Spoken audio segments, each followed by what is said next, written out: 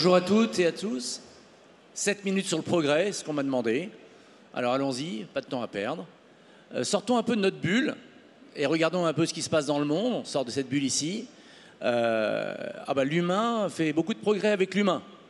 Les êtres vivants entre eux, c'est fantastique. Vous lisez le journal. Des jeunes comme vous sont en train d'être massacrés un peu partout dans le monde. Mais oui, c'est vrai, il y a quand même de belles choses qui se font. C'est pas pour critiquer, mais c'est juste pour remettre les choses à leur valeur sur le progrès.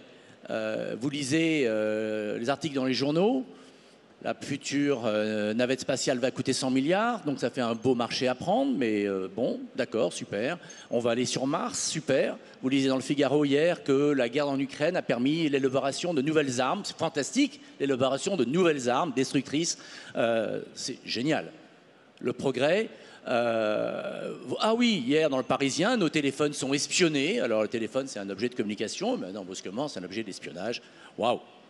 Donc, moi qui suis un enfant de la télévision noir et blanc et des 30 Glorieuses, je me retrouve avec un truc là.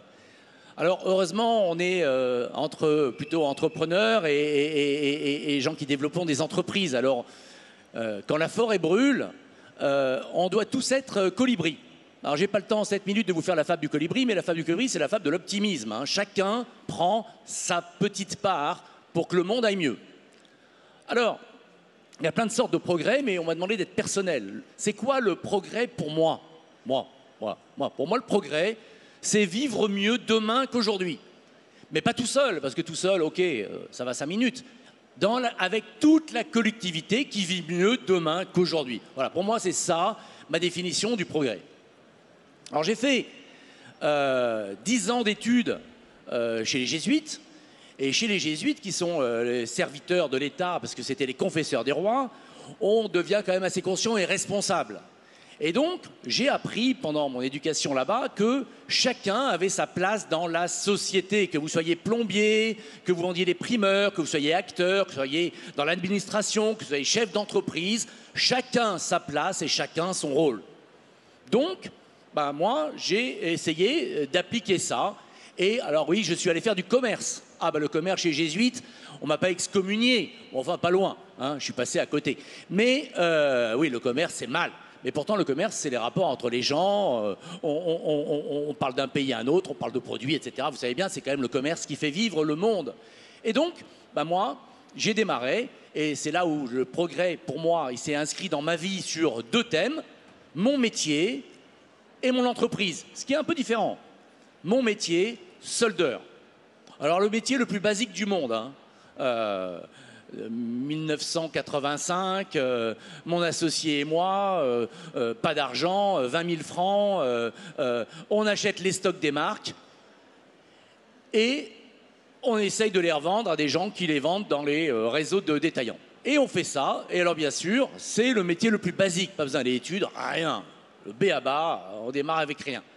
Petit à petit, on s'est inscrit sur les outils du progrès. Le téléx, le fax qui passait mal, le premier Radiocom 2000.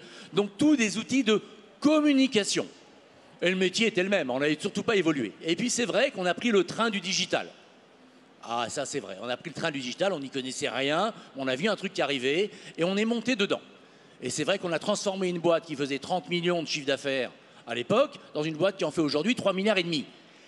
Grâce au digital, et pourtant, alors oui, on a 800 tech, on a les défis du cloud, on a les défis de la personnalisation, on a tous les défis de la tech, ok. Et pourtant, le why de mon métier, c'est de faire en sorte de vendre les stocks des marques en respectant leur réseau de distribution et leur image. Donc vous voyez, c'est le même métier qu'il y a 40 ans, je fais ça depuis 40 ans, ça fait 40 septembre que je fais la même chose à ce qu'il va y avoir des stocks. Donc, sur mon métier, on a révolutionné l'industrie et il faudrait demander aux marques si elles sont contentes, mais elles sont plutôt contentes, j'imagine, sinon elles ne passeraient pas par nous. Et donc, on a pris le train du progrès en regardant les outils qui ont été créés par d'autres. Sur l'entreprise, qu'est-ce que c'est une entreprise ? À la base, c'est juste quelque chose qui vient structurer votre métier. Au début, vous ne dites pas « je vais être chef d'entreprise ». Au début, vous êtes avec votre associé, vous êtes 2. Puis après, vous êtes 10, puis après, vous êtes 30, puis après, vous êtes 100, puis après, vous êtes 1000, après, vous êtes 5000. Vous n'avez pas été formé à avoir 5000 personnes. Donc, vous apprenez tous les jours. Et là, vous dites, alors j'ai une entreprise de 5000 personnes. C'est quoi le sens? C'est quoi le sens? Parce que s'il n'y a pas de sens, ça ne marche pas. C'est quoi le why d'une entreprise? Alors là, je suis allé m'inspirer d'Antoine Riboud, 1972, le double projet économique et social. Une entreprise, ça doit être rentable, ça doit faire des bénéfices, sinon ça ne marche pas. Et ça participe d'ailleurs au progrès de la société en payant ses impôts. Et deuxièmement, une entreprise, c'est social. Et si ce n'est pas social, ça ne marche pas non plus. Donc c'est quoi? C'est 5000 personnes. Vous les formez, donc c'est l'employabilité. Vous faites en sorte qu'ils aient un avenir meilleur. Ils vous quittent, c'est normal. Vaut mieux qu'être chassé que ça veut dire que vous faites bien les choses et que vous avez formé les gens. C'est la place de la femme dans l'entreprise qui a du mal et qu'il faut monter en permanence pour qu'elle prenne des postes les plus importants. C'est la diversité dans l'entreprise. L'entreprise, c'est fantastique. On n'en parle jamais. C'est le seul endroit où la diversité s'exerce sans aucune pression comme dans la société civile. C'est merveilleux l'entreprise. Donc le progrès, c'est de développer son entreprise avec du sens. Qu'est-ce que j'ai dit à mes collaborateurs en mon discours de janvier 2024? Je leur ai cité Boileau. Hâtez-vous lentement,